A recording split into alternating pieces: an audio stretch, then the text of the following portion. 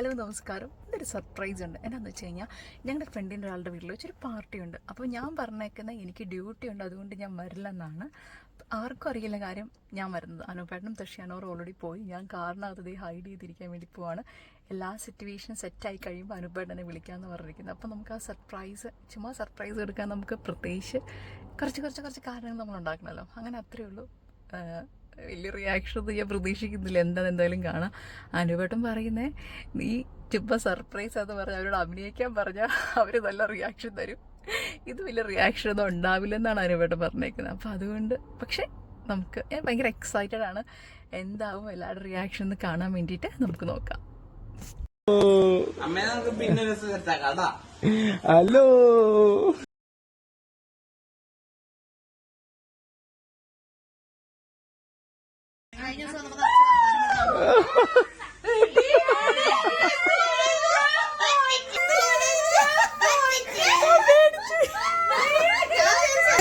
നീ കൊച്ചിന് ട്രെയിനിങ് കൊടുത്തായിരുന്നോ?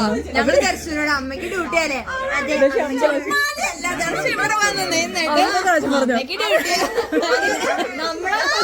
ചോദിക്കാൻ വേണ്ടി അവരിവിടെ വന്ന് ഇങ്ങനെ നിൽക്കുക. ആൻസർ ചോദിക്കോ, എല്ലാരും എന്നോട് ചോദിക്കോ. ഞാൻ പറയാം.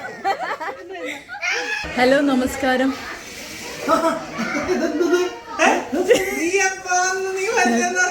പരിപാടിക്ക് വരാണ്ടിരിക്കാൻ പറ്റുമോ?